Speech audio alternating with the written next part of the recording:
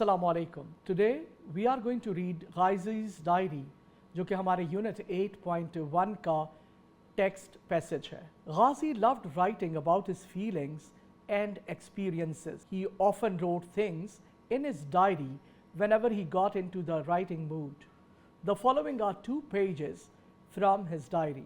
गाज़ी को अपने एहसासात और जज्बात के बारे में लिखना बहुत पसंद था।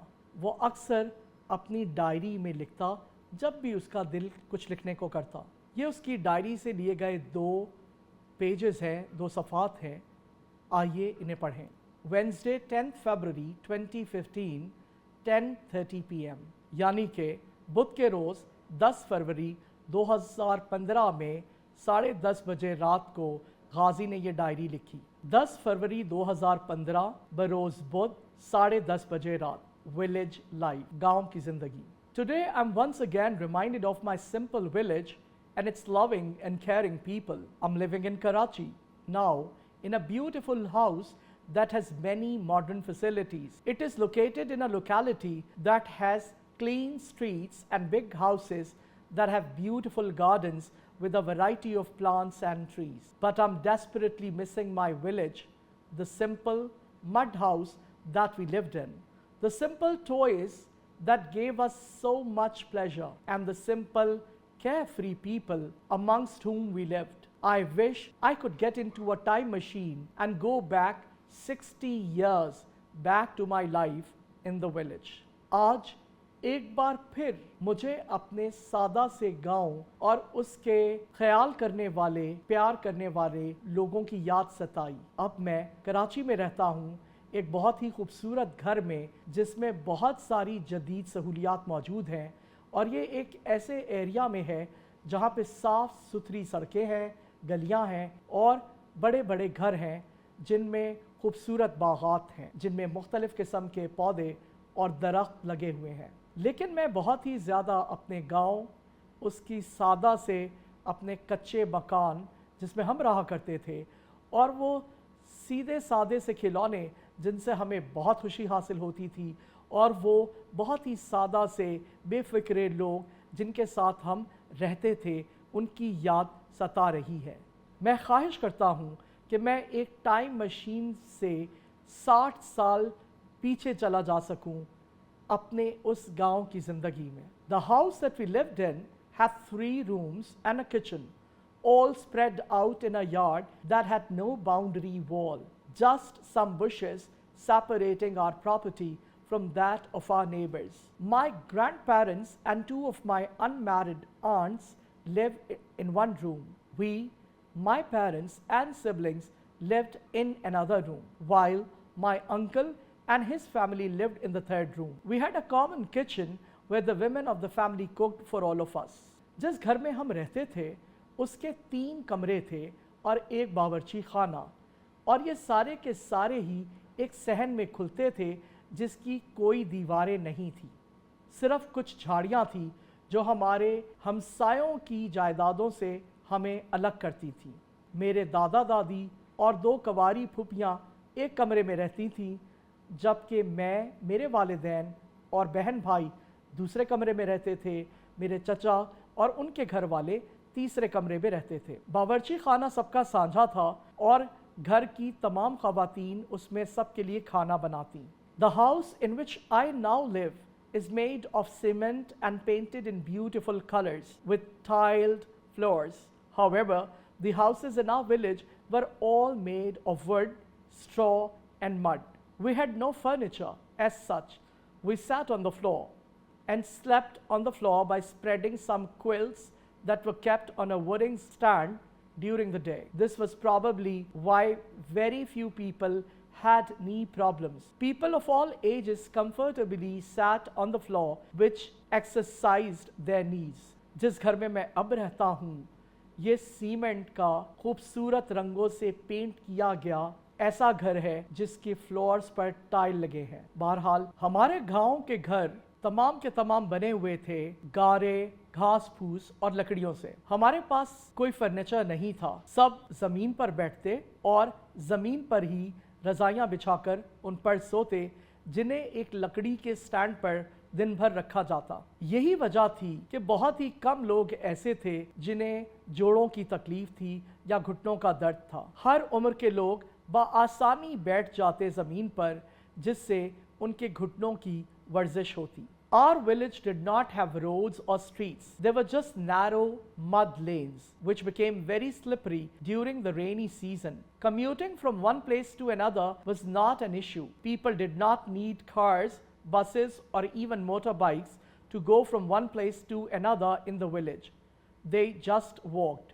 All this exercise kept them healthy, and the absence of motor vehicles kept the environment pollution free. हमारे गांव में सड़कें और गलियां नहीं थी, जो कि बारिश के मौसम में बहुत ज़्यादा स्लिपरी हो जाती। एक जगह से दूसरी जगह जाना कोई बड़ा मसला नहीं था। ना लोगों को कारों की ज़रूरत होती बस, और ना ही बसों की, ना मोटरसाइकिल्स की। एक जगह से दूसरी जगह जाने में एक गांव में वो सिर्फ चहलकदमी करते, और इस वर्जिश से वो तंदुरुस्त व तवाना रहते। और चूंकि मोटर गाड़ियाँ नहीं थी, लिहाजा वहाँ की एनवायरनमेंट में कोई पोल्यूशन ना होती, आलूदगी ना होती। Unlike the city, the village did not have big shops and supermarkets. There were just a few small shops selling goods that people needed for everyday living.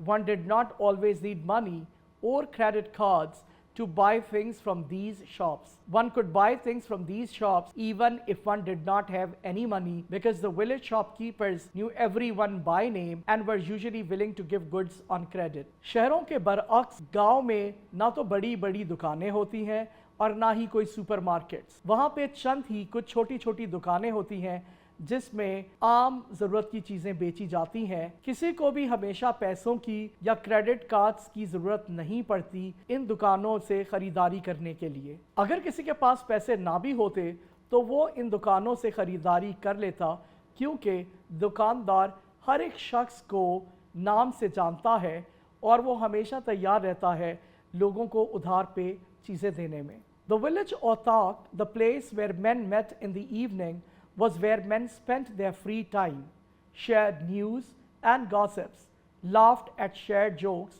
talked about the weather, their crops and village issues, and enjoyed folk songs sung to the tune of the ghagar and tambura. The women had the village well, which was the center of all their activities. The village men and women shared their news and issues with people and enjoyed each other's company. They did not get their news from the television, learn about what was happening with people from the Facebook, get their entertainment from the YouTube, and talk to people sitting at the next table through SMS or email. All their activities centered on people in the flesh and blood, not people via devices. गांव की औताक वो जगह है जहाँ पे गांव के तमाम मर्द शाम में अपने फारिग औकात में बैठते हैं, एक दूसरे के साथ ख़बरें शेयर करते हैं, गपशप लगाते हैं, हंसते हैं और एक दूसरे से मजाक करते हैं। वो मौसम के बारे में बात करते हैं, अपनी फसलों के बारे में बात करते हैं और गांव के मसाइल के बारे में।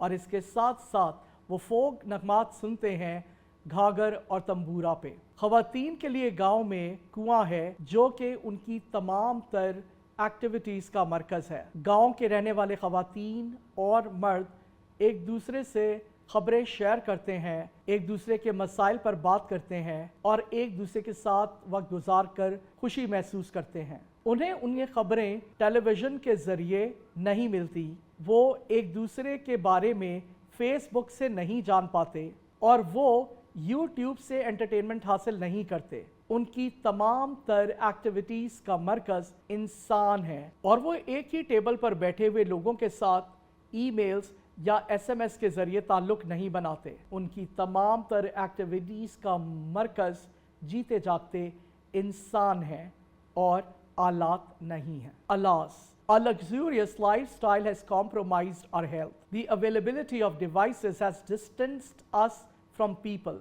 The access to technology has replaced the human touch. I wish for a time machine to take me back to my simple life, simple people, simple interests, and simple wants and needs. अफसोस सद अफसोस, हमारे इस जदीद ज़िंदगी के गुजारने के स्टाइल ने हमारी सेहत पर बहुत बुरा असर डाला है। मुख्तलिफ आलात की मौजूदगी की वजह से हम इंसानों से दूर हो गए हैं। टेक्नोलॉजी तक रसाई की वजह से हम इंसानी लम्स भूल चुके हैं।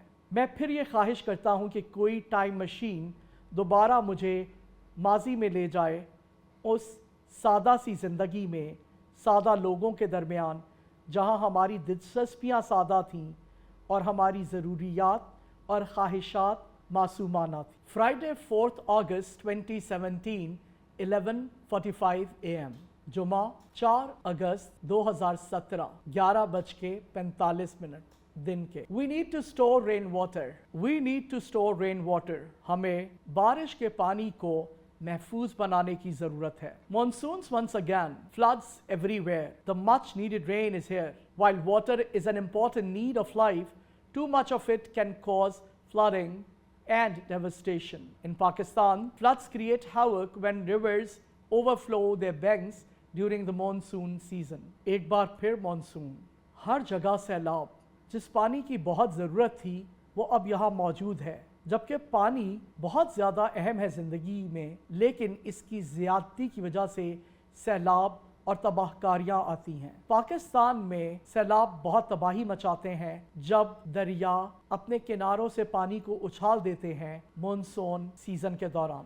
Rivers have always played a very important role in the life of human beings. They have served as trade routes from the earliest of times. Before the building of roads and railways, most trade was carried on by boats and ships along rivers.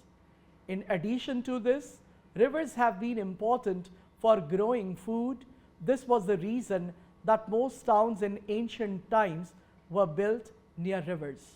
इंसानी ज़िंदगी में दरियाओं ने हमेशा से बहुत अहम किरदार अदा किया है। वो ज़माना कदीम से तिजारती रास्तों के तौर पर इस्तेमाल होते आए हैं। सड़कों और रेलवे से पहले तमाम की तमाम तिजारत बहरी जहाज़ों और कश्तियों के ज़रिए से दरियाओं पर होती, और इससे भी बढ़कर दरियाओं की वजह से फसलें भी उगाई जाती। यही वजह है कि ज़माना कदीम में कस्बे दरियाओं के किनारे बनाए जाते। However, rivers flood during the rainy season and run dry or have very little water sometimes after the rains. One way that people have found to capture and retain the rainwater for later use is by building structures to hold the water and prevent it from flooding. This way, the retained water can be used throughout the year for growing food. One way in which water is stored is through barrages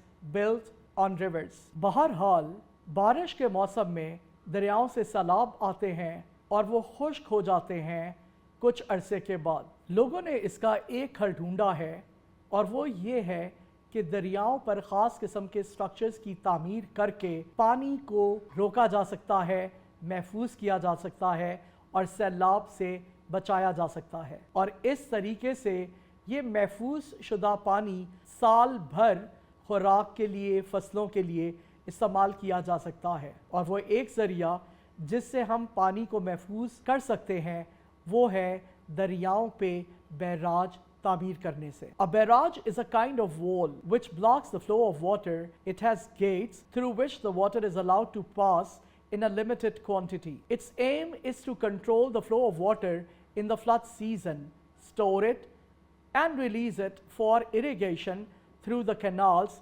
throughout the year. Barrage एक किस्म की दीवार है जो पानी के बहाव को रोकती है। इसमें गुजरगाहें हैं जिससे पानी को कम मिकदार में गुजरने दिया जाता है। इसका एक मकसद ये है कि सैलाब के वक्त में पानी को कंट्रोल किया जा सके, स्टोर किया जा सके और नहरों के ज़रिए तमाम साल भर इसे आपाशी के लिए इस्तेमाल किया जा सके। The Guddu Barrage, built on the river Indus, is one of the many barrages built in Pakistan.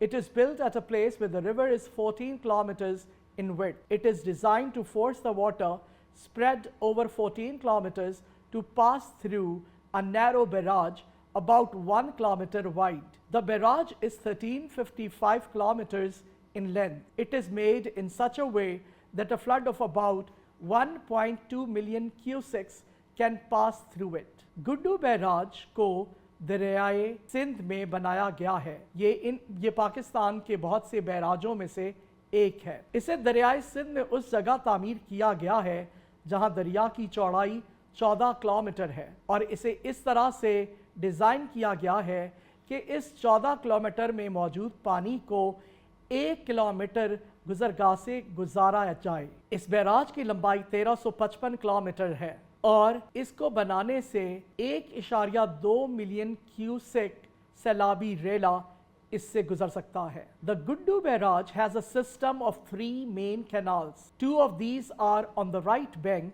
and 1 on the left. The Begari Sindh feeder and the Desert Part feeder are on the right bank. Guddu Barrage एक 3 नहरी निज़ाम पर मुश्तमिल है, जिसमें से 2 दरिया के दाएं किनारे पर मौजूद हैं और 1 दरिया के बाएं किनारे। बेगारी सिंध फीडर और डेजर्ट पर्ट फीडर ये दोनों दरिया के दाएं किनारे पर हैं। द थर्ड कैनाल, तीसरी नहर, the Ghotki feeder is on the left bank, वो दरिया के बाएं किनारे पर है। The 3 canals are amongst the largest feeder canals in the world. The barrage is meant to irrigate an area of 2.7 million acres. Most of this area lies in the Sakhar and Jagbabad districts of Sindh and the rest in the Kalat division of the Balochistan province. ये 3 नहरें दुनिया की सबसे बड़ी feeder नहरें हैं। इस barrage से 2.7 मिलियन एकड़ ज़मीन की आपाशी की जाती है, जो कि ज़्यादातर सिंध के सखर और जैकबाबाद ज़िलों में, जबकि बाकी बलूचिस्तान सूबे के कालात ज़िले में है। The Guddu Barrage is one of the biggest barrages of Pakistan. It has also been the most difficult to complete. More than 5,000 engineers, tacticians and laborers worked day and night to complete it. It was put into operation on 4th February 1962. Guddu barrage Pakistan में मौजूद तमाम बैराजों में सबसे बड़ा है और इसकी तामीर सबसे ज़्यादा मुश्किल थी। 5,000 से ज़ायद इंजीनियर्स, तकनीकी माहिरीन और मज़दूरों ने दिन रात काम किया इसे मुकम्मल करने के लिए और 4 फरवरी 1962 से इसका आगाज़ किया गया। The barrage has tamed the river and put an end to the damage caused by floods in this area. It is about time that the government started constructing more barrages to control flooding during the rainy season and to supply water throughout the year for irrigating more land so that Pakistan becomes self-sufficient in meeting its demands for grains, fruits and vegetables. In fact, proper water management can allow us to grow surplus food items which we can then export and earn foreign exchange.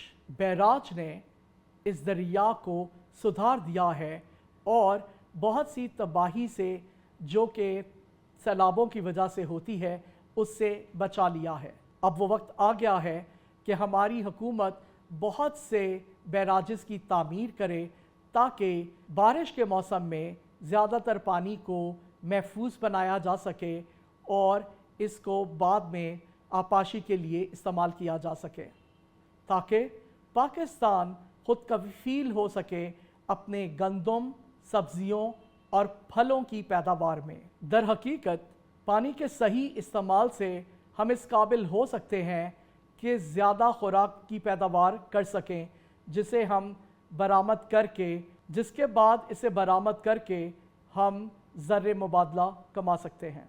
यकीनन आपने इस lesson से बहुत कुछ सीखा होगा और जी हाँ, अब वक्त आ गया है कि हम और बहुत से बैराज बनाएं, डैम्स बनाएं, ताकि हमारे पानी के मसाइल का हल हो सके। इस लेसन को एक बार दोबारा पढ़ने के बाद इसमें मौजूद एक्सरसाइजेस को कीजिए जो बहुत आसान है। आपको सिर्फ उन्हें पढ़ना है और उनमें जो कहा गया है उसे वैसा करना है।